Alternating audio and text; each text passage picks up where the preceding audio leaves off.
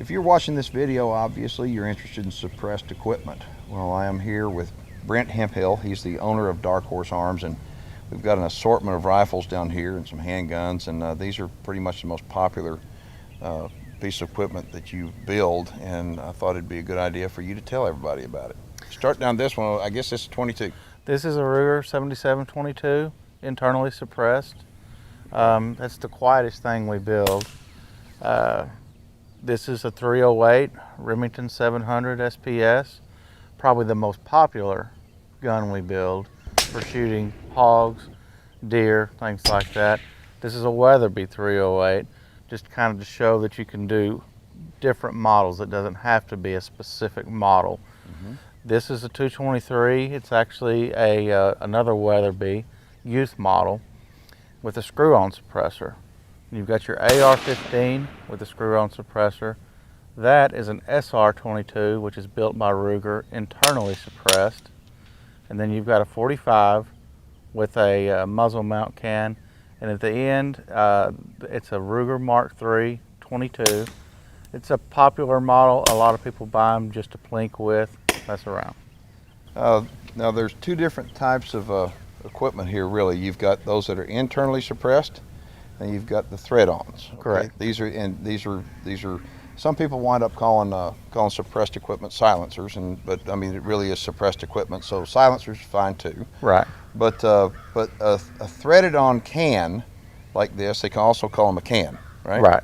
Okay, a threaded-on can, you can build these, and then they have to have the muzzle threaded correctly. Correct. Okay, yes. so you'll wind up if somebody wants to have a gun done. Let's just say they have it doesn't matter, Seiko, Savage, it doesn't matter, and they want to have a suppressor put on, whether it's a thread-on or whether it's internal. What do they need to do? They need to contact us, let us know what they want us to do. We'll have them send the gun to us. We'll take it down, we'll thread it, build the suppressor.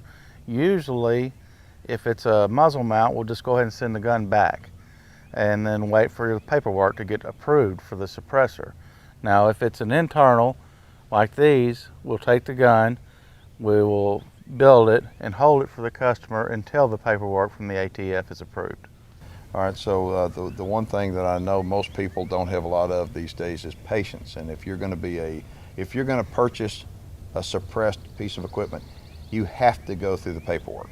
Yes, everything has it. We have to do the paperwork on everything, and that's the only way we go about it. But we will take care of all the paperwork if you're my customer. Okay. Something else. Let's talk about ammunition. When you're shooting suppressed equipment, there's ammunition that you should shoot, and there's ammunition that you shouldn't shoot if you expect it to be quiet. Address that. Ammunition makes all the difference in the world. If you're going to shoot, if you want it to be silent, say with a 308, you have to shoot subsonic ammunition. Now you can shoot full velocity, but you're going to break the sound barrier and get a crack.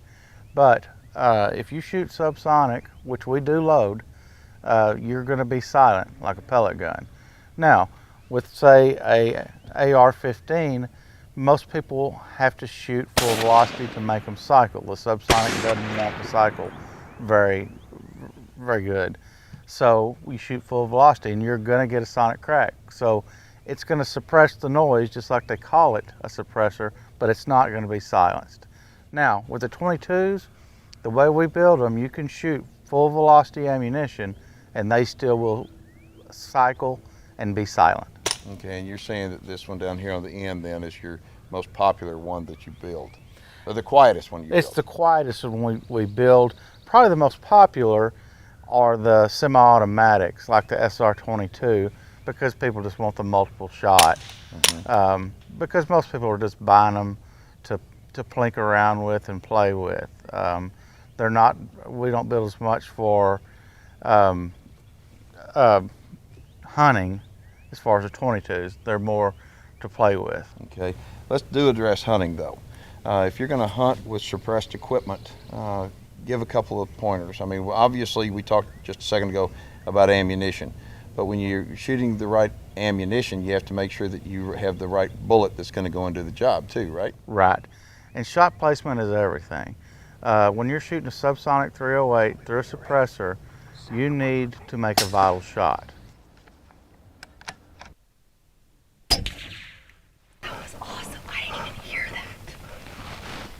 If you don't make a vital shot, your animal could run off, and it's just you're just not shooting at the full velocity that you normally do through a regular gun. So you just have to make a vital shot. Okay.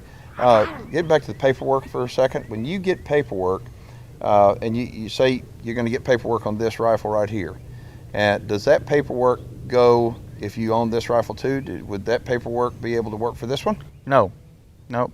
Each suppressor has its own Form 4. It's a tax stamp that goes with the gun, and you have to keep a copy with you when you're carrying the gun. Okay. So if you wanted one of everything, that's fine, but each gun you pay a $200 tax stamp to own each gun.